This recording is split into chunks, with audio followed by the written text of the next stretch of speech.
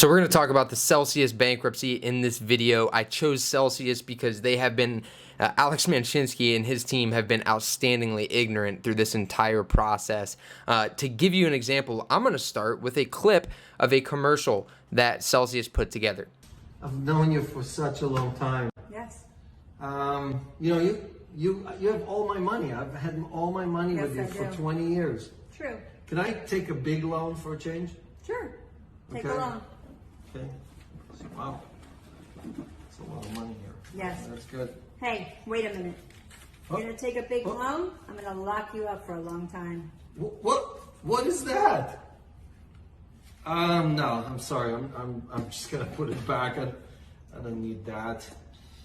At Celsius, we don't lock you up. We always act in your best interest. So, are you gonna use the bank or are you gonna use Celsius? So that is a very real video that they put together talking about how Celsius does not lock you up and how they're always going to act in your best interest. I thought this was a perfect starter to this video because we're going to break down exactly what Celsius did through this bankruptcy process in ways that totally screwed over the everyday customer, the smaller depositors. So first off, you gotta, come on, man. He's talking about not locking you up, that Celsius doesn't lock you up, when the first thing that they did when the 3AC situation broke out is halt withdrawals from their platform. So what did this do? Well, this locked up deposits within the platform. And for those of you who didn't know, when you deposit money into a bank, or in this case, a crypto lending firm just like Celsius, you are essentially an unsecured creditor of that organization or that company, okay? So in a bank's case, it's not that big of a deal because it's FDIC insured, right? So if you deposit, $1,000 into a bank and the bank loses the $1,000, you're insured for that $1,000 so you can get it back. Well, that FDIC insurance does not exist in crypto. So if a company like Celsius goes and just gambles your money away, essentially, well, unfortunately, by depositing your money in there, you assume that risk, and again, there's no insurance around that. So what they did is they took the depositors' money, used it to pay down DeFi loans so that they could free up the crypto that they had in those DeFi platforms, and then they filed Chapter 11 bankruptcy right after that. So what they essentially did is shoved the depositors all the way down the totem pole, because depositors are going to be one of the very last people to get paid out in a bankruptcy. So in this case, what's going to happen is a lot of the bigger creditors of Celsius are going to get their money back out, and then if there's anything left, the depositors will get that leftover scraps, which is not a lot, and I have a feeling that there are going to be pennies on the dollar paid out to the depositors. They really put the depositors in a bad place, and by halting withdrawals and using their money to pay down these other loans rather than give the depositors their money back first before they filed bankruptcy, again, it just kind of puts the depositor at the very bottom of the totem pole. I'm going to explain a little bit more about what I mean here, and why this all came out, like what happened in the Celsius situation, because we know it was linked to the 3AC situation, but if you look back to my most recent video, I talk about how they were already in a very bad place even before 3AC, before Luna. They were running what is essentially a Ponzi, using new deposits to pay old depositors, which again is sort of how a Ponzi works. So to start, we have a post from Fatman, and it says, in their latest court filing, Celsius has revealed a $1.19 billion hole in their balance sheet. They cite the UST collapse as one of their primary triggers for the domino effect leading to their meltdown. So we've heard this from 3AC and everyone else, like, oh, UST is the reason we went under, that was it. Here's the thing. Do you remember when Sam Bankman-Fried and FTX were looking at giving Celsius a credit line to help bail them out, essentially? And then they walked away because they said the team was just, for one, the team was really hard to work with. For two, their balance sheet just had a hole that they could not assist with. It was way too much money. Well, now we know. It's $1.19 billion is how negative they were. And I guarantee you that was not all from Celsius. So when we read through here, this is a little clip that Fatman posted from their filing. It says, the widespread sell-off in traditional markets was mirrored by cryptocurrency industry. All major currencies experienced significant declines in the first half of 2022. As of June 2022, the crypto market has lost $2 trillion in its peak $3 trillion market capitalization achieved in November 2021. By mid-June of 2022, 72 of the top 100 digital assets have dropped by over 90% from their all-time highs. Several negative events in the crypto space, including the implosion of Terra Luna and its Terra USD stablecoin, exacerbated this cryptocurrency winter. The eventual implosion of Terra and the loss of $50 billion in value of the Luna UST coins over a 3-day period created a domino effect. It goes into 3AC and all the people that we know went under. So that's basically what they're primarily blaming for their going under. But when we take a look here at the balance sheet snippet that we have, we're looking at, we got the liabilities lined out. You can see the top liability is user liabilities. These are deposits that they owe to depositors. That's $4.72 billion. Okay, guys? That is how much they owe to depositors. Okay, so this is their liabilities, total liabilities, $5.5 billion.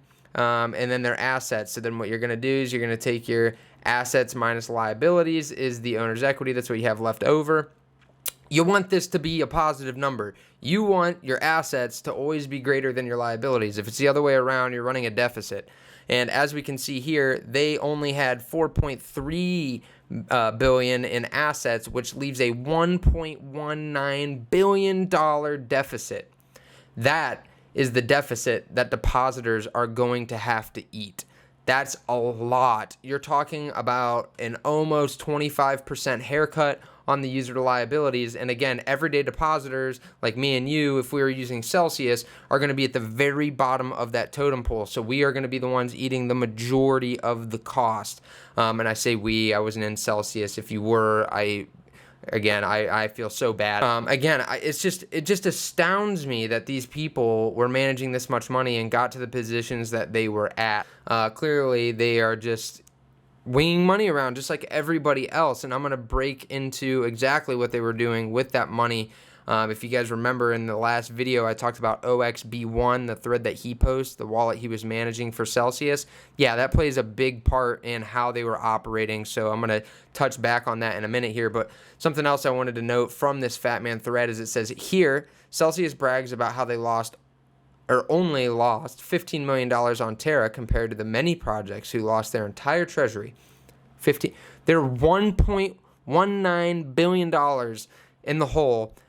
They claim to only have lost $15 billion from Terra.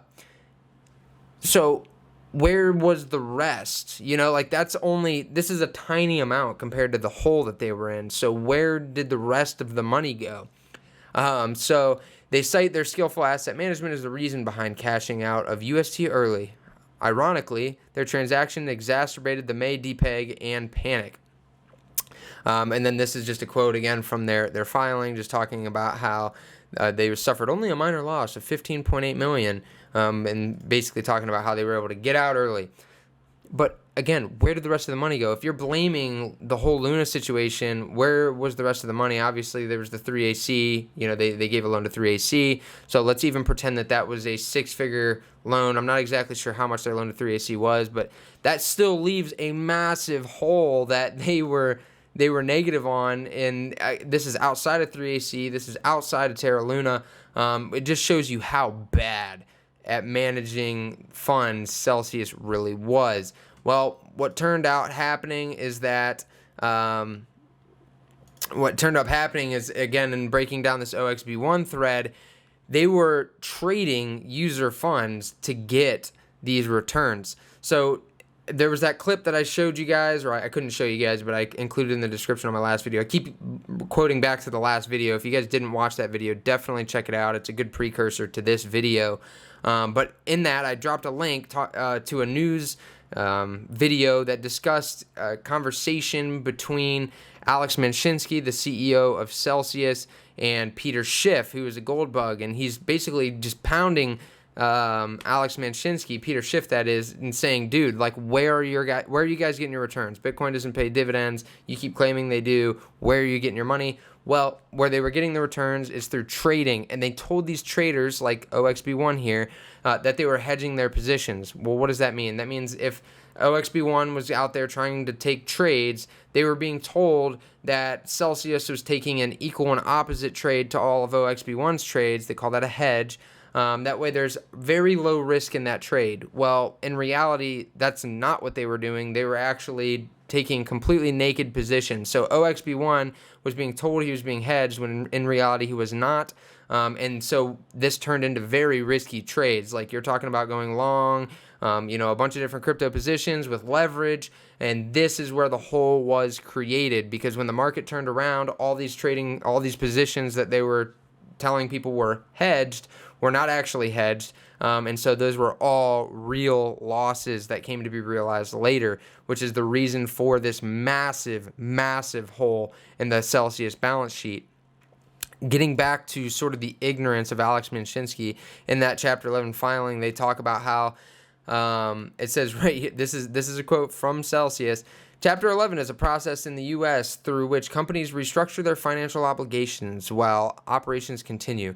Many well-known companies have successfully reorganized under Chapter 11 and emerged stronger, including American Airlines, Delta, General Motors, Hertz, and Marvel, to name a few. So they're basically trying to justify their Chapter 11 filing, and then it almost comes off as they're kind of like, it's just not that big of a deal. Yeah, we filed Chapter 11 bankruptcy, but not a big deal. We're going to come back. Things are going to be fine, which to me is just no apology that I have seen has been given to the depositors. I have seen zero remorse from Alex Minshinsky or the rest of the company. It might be out there. If it is, definitely point it out to me. But I haven't seen any of it. I haven't seen any sorries. This was totally our fault. Any ownership accepting of the fact that they were doing all this like bad stuff with people's money. They were mismanaging the funds so bad that they created a $1.2 billion hole in their balance sheet.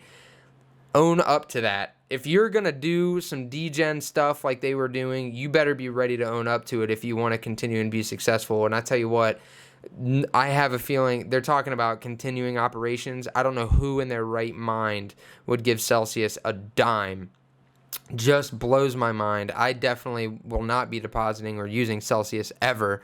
I don't care how successful they end up, because this is just, again, the lack of remorse, the just unwilling to admit wrong, and the fact that Sam Bankman-Fried and FTX, people who were ready to give them a six-figure credit line, were also being treated like crap from the sounds of it, that they had a hard time working with the team. This tells me that this is just a very poorly run organization, and that the team itself just, and again, I see Alex Minshinsky a lot. I don't really know what the rest of the team is like, but again, they just do not seem like it seems like they're totally after the money, and they don't really care about the depositors' funds. That is sort of, last on their list of things. They want your funds. They want you to deposit in there. But other than that, once you've deposited, they're just looking and seeing dollar signs. So, again, just, really sad to see. And out of all of the people who have gone out, bankrupt, or all the organizations that have gone bankrupt recently,